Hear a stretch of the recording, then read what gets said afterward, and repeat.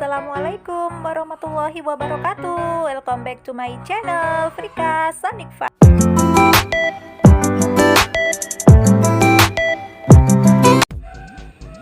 Kali ini kita akan membahas mengenai kecukupan gizi untuk calon pengantin atau gizi pranikah. Yang pastinya kita akan membahas edukasi seputar gizi calon pengantin.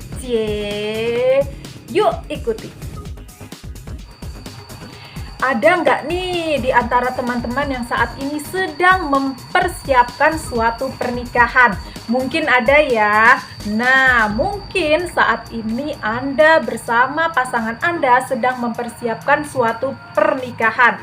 Mulai dari mempersiapkan kostumnya, undangannya, souvenirnya, dan juga bagaimana preweddingnya, dan masih banyak sekali macam ragam yang harus dipersiapkan dalam suatu pernikahan. Tetapi pernah tidak teman-teman terfikirkan untuk memasukkan suatu nutrisi atau gizi ke dalam daftar persiapan suatu pernikahan?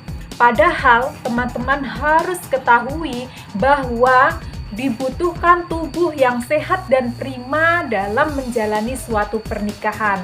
Oleh sebab itu sangat penting sekali nutrisi dipersiapkan untuk menjalani atau menghadapi suatu pernikahan, yaitu bagi calon pengantin. Gizi calon pengantin adalah status nutrisi calon pengantin demi tercapainya keluarga yang sehat dan menghasilkan keturunan yang berkualitas. Karena tidak dapat dipungkiri bahwa menikah adalah salah satu cara untuk memperoleh atau mendapatkan suatu keturunan. Maka baik dari calon pengantin pria dan calon pengantin wanita perlu memperhatikan status nutrisi masing-masing sebelum memasuki jenjang pernikahan. Nah, ini nih sekarang kira-kira apa aja sih yang perlu dipersiapkan dari segi nutrisi atau gizi untuk menghadapi suatu pernikahan? Nah, teman-teman, yang perlu dipersiapkan yang pertama adalah cukupi asupan vitamin B12. Nah, kenapa vitamin B12 ini penting? Karena vitamin B12 ini untuk memelihara kesuburan. Nah, karena jika seseorang lelaki mempunyai kekurangan vitamin B12, itu akan mempengaruhi kesuburannya. Sperma yang dihasilkan oleh testis pria itu bisa lebih sedikit dari kondisi normal. Nah, sumber dari vitamin B12 ini yaitu contohnya seperti daging, kemudian dan hasil olahannya seperti keju, susu, dan masih banyak sumber pangan lainnya. Kemudian untuk yang kedua yang penting untuk dikonsumsi yaitu asupan vitamin E untuk wanita. Nah, kenapa vitamin E ini sangat penting untuk wanita? Nah, ini untuk wanita ini adalah mempengaruhi kesuburan, sama seperti yang laki-laki tadi. Kalau laki-laki butuh vitamin B12, untuk wanita membutuhkan vitamin E untuk kesuburan. Jadi sebelum melakukan atau menjelang suatu pernikahan, jadi vitamin E ini harus sering dikonsumsi oleh seorang wanita, yaitu untuk menjaga kondisi tingkat kesuburannya. Nah, jadi sumber pangan dari vitamin A ini bisa didapatkan dari minyak kelapa sawit, kemudian biji-bijian dari bunga matahari, tauge, dan masih banyak ragam lainnya.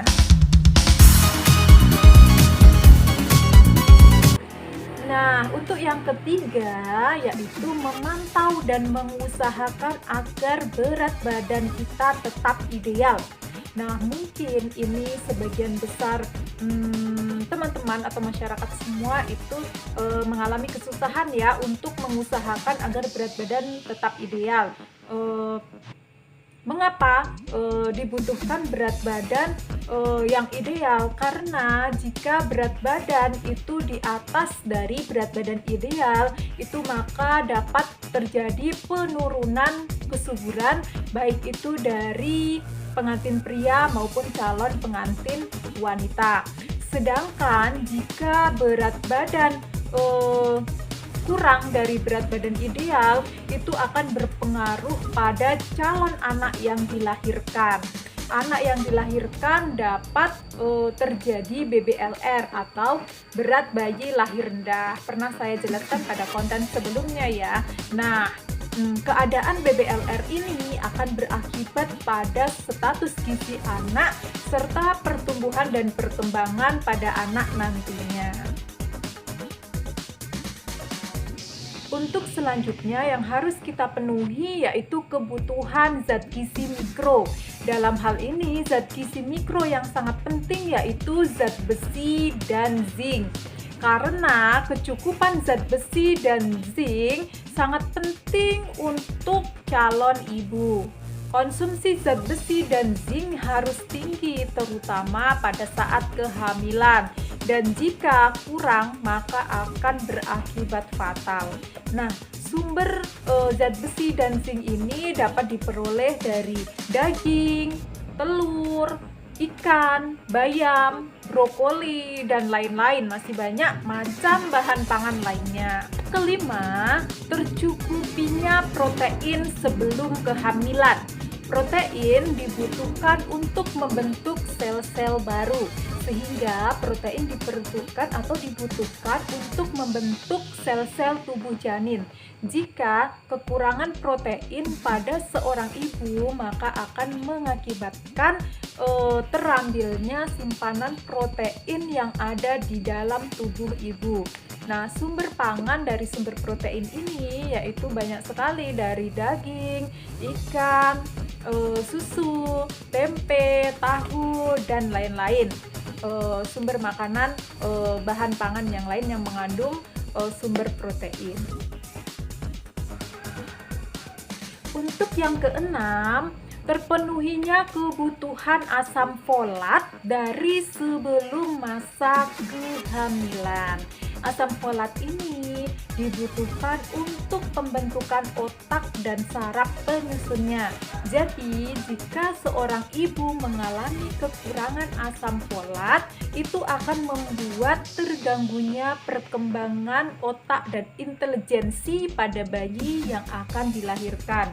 Nah, sumber pangan dari asam folat itu sendiri yaitu bisa diperoleh dari biji-bijian, buah-buahan, sayur-sayuran, dan lain sebagainya. Nah, ini yang ketujuh, yang terakhir, yaitu menjaga pola hidup yang sehat dan istirahat yang teratur serta istirahat yang cukup. Pola hidup yang sehat ini akan meningkatkan kesehatan dan kualitas hidup yang lebih baik. Kementerian Kesehatan tahun 2010 mendefinisikan wanita usia subur atau WUS adalah wanita yang dalam periode usia 15 sampai 49 tahun. Jadi, wanita pranikah ini termasuk dalam wanita usia subur, sehingga memerlukan kesiapan untuk mencukupi gizi di dalam tubuhnya. Karena gizi yang optimal ini akan mempengaruhi tumbuh kembang janin, kesehatan bayi, dan keselamatan proses melahirkan. Masa pranikah biasa dikaitkan dengan masa prakonsepsi. Masa prakonsepsi yaitu masa sebelum kehamilan. Nah, masa prakonsepsi ini memiliki prasyarat gizi yang sempurna yang merupakan kunci dari kelahiran bayi yang normal dan sehat. Adapun pentingnya menjaga kecukupan gizi untuk wanita pranikah sebelum kehamilan yaitu gizi yang baik akan menunjang fungsi optimal alat-alat reproduksi seperti lancarnya proses pematangan sel telur, produksi sel telur yang baik, dan pembuahan yang sempurna. Bagi calon ibu, nutrisi yang baik dan seimbang juga dapat mempengaruhi kesehatan secara menyeluruh pada masa kehamilan serta memutuskan mata rantai masalah kekurangan gizi pada masa kehamilan. Kekurangan energi kronis masih menjadi masalah gizi bagi wanita usia subur. Dapat dilihat dari pengukuran lila. Jika hasil dari lila kurang dari 23,5 cm, itu diartikan bahwa seseorang tersebut mengalami kek atau kurang energi kronis. Calon pengantin harus memperhatikan kecukupan gizi sebagai persiapan sebelum meneruskan masa kehamilan. Kecukupan gizi membuat ibu lebih sehat dan siap secara medis untuk memiliki anak dalam rahim sampai melahirkan. Asupan gizi yang cukup merupakan investasi yang sangat penting mempengaruhi pertumbuhan dan fertilitas sebelum masa kehamilan. Mengingat akan pentingnya menjaga status gizi sebelum menikah. Oleh karena itu, sebagai calon pengantin selayaknya kita memperhatikan asupan pola makan kita dan juga menjaga pola hidup yang sehat untuk menciptakan kualitas hidup dan generasi penerus yang lebih baik.